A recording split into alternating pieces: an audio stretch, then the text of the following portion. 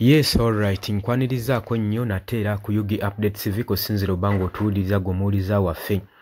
Muhoozi Kainerugaba agenze maaso n'okuwubayo olubu lw'ekigere ku mukutu gwe ogwa social media era n'ateekayo obubaka buno wammanga ng'agenda maaso n'okutiisatiisa eri siba opposition bokka wabula n'abo abaliko ku ludda olwa kitaawe mu gavumenti eya National Resistance Movement abaayabulira ekibiina kino mu bukyamu ne bagenda ne bambalira ebibiina ebirala. Agenze maaso n'obbawuuninga nti ennaku zaabwe eziri ttaafu zijja bazirindirire era n'agenda maaso n'okuwuuninga ne Robert Kyagulanyi Ssentamu amanyikiddwa nga Bobi Wine, pulezidenti w'ekibiina kya National Unity Platform, ng'amugamba nti ennaku ze ez'obuzibu zijja era nze nnindiridde kulaba reaction ze oluvannyuma lw'okubanga agenda kuluzinga akalulu kano aka 2026. Ebibadde bigambo bya General Muhoozi Kainerugaba. Takomyoko agenze maaso n'okwongerayo naye ng'ekigendererwa ki nno alabikiddwako ng'agenda maaso n'okumookinga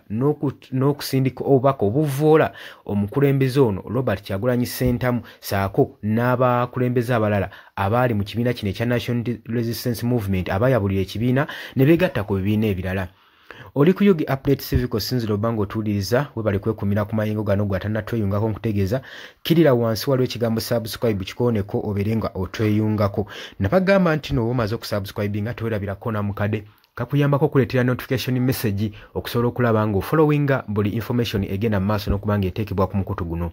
Abali emitala w'amayanja mmwe mbalamusizaako nnyo, abali e Qatar, Dubai, Oman, Saudi Arabia, abali mu Canada, mu UK, USA, mukola kyamaanyi nnyo okwekumira ku mayengo gano munamuna bannankyukakyuka mbalamusizaako nnyo mukolera ddala ekintu ekyamaanyi ekyensusso.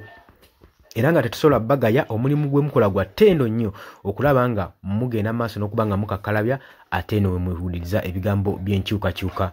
Muhoozi Kainerugaba mutabani wa Mwami Yoweri Kaguta Museveni era nga tukimanyi bulungi nnyo nti ono ye Chief of Defence Force era basinga beewuunya ebigambo byagenda maaso n'okupostinga ku mukutu gwe gwa social media nga bagamba high ranking officer ng'ono tasigwanidde oba ebigambo ebimufulumamu tebigwana era bitatta n'ekitiibwa kya position eyo gyalimu ne rank eyo gyalimu newankubaddeyo byogeddwa ku social media ne bisaturatinga Muhoozi Kainerugaba takyusangamu agenda mu maaso n'okuba nga ateekayo board statement ze nga bw'ayagala okusobola okulaba nga attackinga figures z'abayagala okwatakinga mu politics ya Uganda wano mugwe mukwano gwange aliyo ampuliriza. Kakati Muhoozi Kainerugaba mutabani wa Mwami Yoweri Kaguta Museveni era agenze mu maaso n'okuteekayo political n'okuyiwayo political waters ng'ateekayo board messages ng'atagetinga oppositions naddala abo abakulembeze ng'ayita ku mukulu gwe gwa social media. Muhoozi Kainerugaba agenze mu maaso n'okutwala obuvunaanyizibwa ng'ayogera ku Ugandan politicians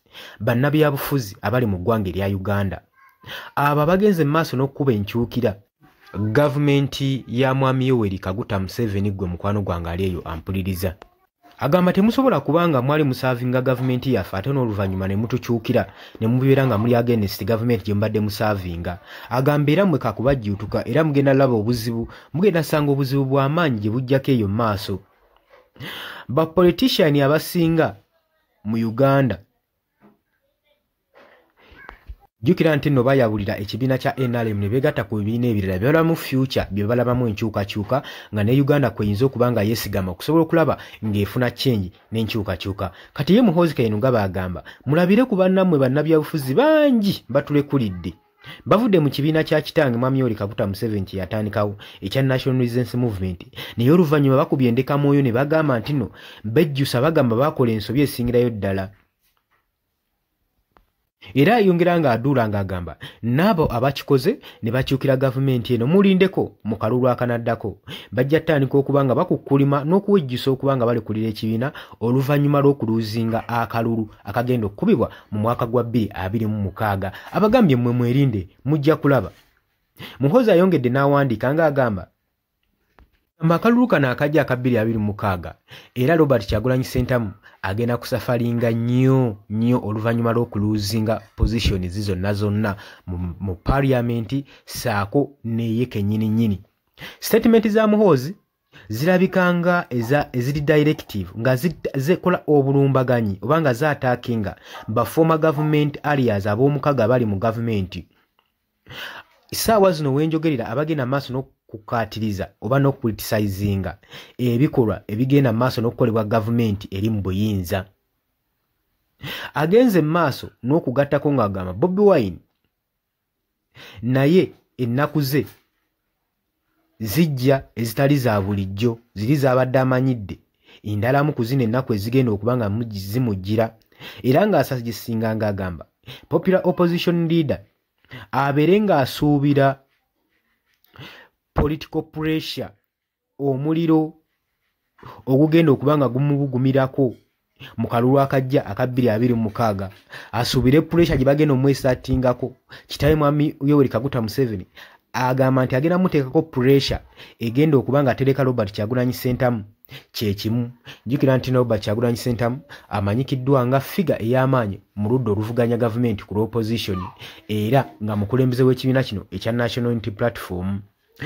Komenti za Muhoozi Kainerugaba zitaddewo sparks reaction ku online, ng'abantu abamu abasupportinga Muhoozi bateekawo strong tones nga bagamba nti nno yes general oli mutuufu, wabula nga abalala bo bakirabanga kiri unnecessary provocation, kwegamba okusosonkoleza okuteetaagisa.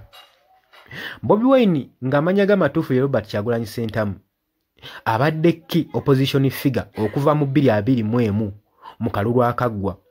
Eno nga kigambibwa n'okugambibwa nti akalu kano yakawangula era Mwami Yoweri Kaguta Museveni yamumegga. Kati Muhoozi Kainerugaba gwagezaako okubanga agireganya nti akalulu akaddako aka 2026 bagenda mumegga n'enkoona enywe, era yeetegekere pressure egenda okubanga emujjirako.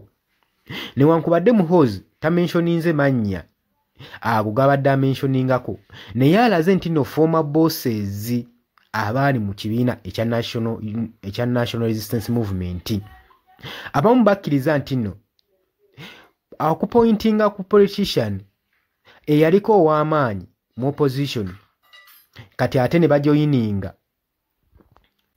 oludda olulala, alabanga association zaabwe zino nti yali great mistake yagenda maaso n'okukolebwa abantu bano. Naye Muhoozi nga ye political analytics agenze maaso n'okukinoganya ng'era alaba ekigo kyabwe gye bujjako mu maaso. Akozesa social media okusindika obubaka obuwoninga obulabula ng'era buli sharp ng'ateekawo political stories nga zigenda maaso n'okufevalinga ekibiina kye saako ne kitaawe Mwami Yoweri Kaguta Museveni. Wabula nga yeerabidde nti no politics it's a tough game.